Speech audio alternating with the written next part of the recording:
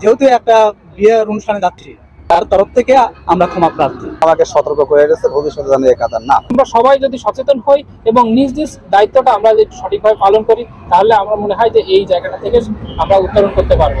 যাত্রীবাহী গাড়ি তো এটা না, এটা ট্রাকের যাত্রী নেওয়াটা অন্যায়। যাত্রী দাঁড়াও ছিল, বসেও ছিল। এখন মিলাদ মাহফিলে যাচ্ছে, তো হয়তো লোকাল গাড়ি টাড়ি পাইতেছে না, তার কারণে ট্রাকে নিয়ে আসছে। এটা একটা অন্যায় হয়েছে। যাত্রী নামে খালি গাড়ি না যেতে বললো। ইচ্ছা করলে এখানে অনেক কিছু করতে পারতো, কিন্তু আমাকে সতর্ক করে রেখেছে, ভবিষ্যতে যেন এই কাতার না।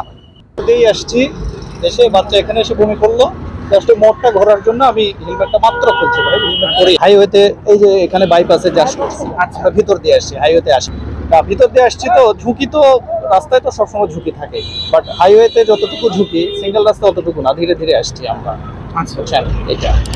আর হেলমেটের কথা যেটা বলতেছেন, আমি চেষ্টা করি সবসময় নিয়ম মেনে চলার, কারণ আমি একজন শিক্ষক মানুষ।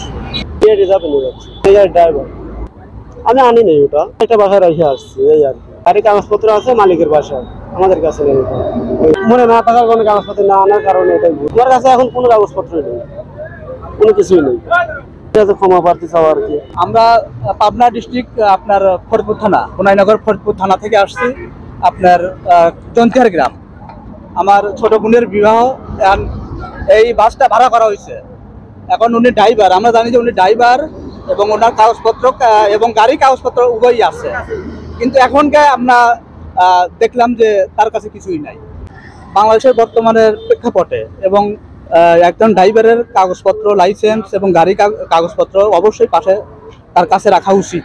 তিনি একটা সহজ সরল মনের মানুষ, তা না হইলে পরে কাগজ বাসায় রাখিয়া এইভাবে হুমজিগেলভাবে চলে আসতে পারে না। যেহেতু একটা বিয়ের অনুষ্ঠানে যাচ্ছি, তার তরফ থেকে আমরা ক্ষমা প্রার্থী। আমাদের কাছে মূল নির্দেশনা হচ্ছে ঈদে যেসব যাত্রীরা বাড়িতে চলে গেছে, তারা যাতে আবার নিরাপদে ফিরে আসতে পারে সেই ব্যাপারে প্রয়োজনীয় ব্যবস্থা গ্রহণ করা। আপনারা দেখে থাকবেন যে ঈদে ঘরমুখী যাত্রী যারা আছে, তাদেরকে নিরাপদে এবং ভালোভাবে পৌঁছে দেওয়ার জন্য আমাদের কার্যক্রম ছিল, এবং যেসব যাত্রী ঘরে ফিরেছে তারা আবার ঘর শেষে কর্মস্থলে ফিরে যাওয়ার জন্য তারা যাতে নিরাপদে যেতে পারে, সেটার জন্য আমাদের আজকের এই অভিযান। এই অভিযানটা বিআরটি এর সাথে জেলা পুলিশ এবং হাইওয়ে পুলিশও আমাদের বিভিন্ন জায়গায় মিলে কাজ করছে। আমরা বিআরটি, হাইওয়ে পুলিশ, জেলা পুলিশ সব মিলে আমরা সম্মিলিতভাবে এই অভিযানগুলো পরিচালনা করছি।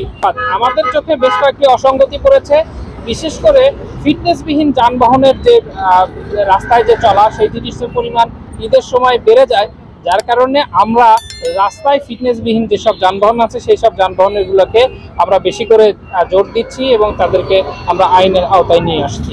এর বাহিরেও যেহেতু মহাসড়কগুলোতে মোটরসাইকেল অ্যাক্সিডেন্টের পরিমাণটা অনেক বেড়ে যায়, এবং আপনারা জানবেন যে বাংলাদেশের ঈদের আগে এবং পরে হিউজ পরিমাণ মোটরসাইকেল অ্যাক্সিডেন্টের ঘটনা ঘটে, যার কারণে মোটরসাইকেলের বিরুদ্ধে আমাদের অভিযান চলছে।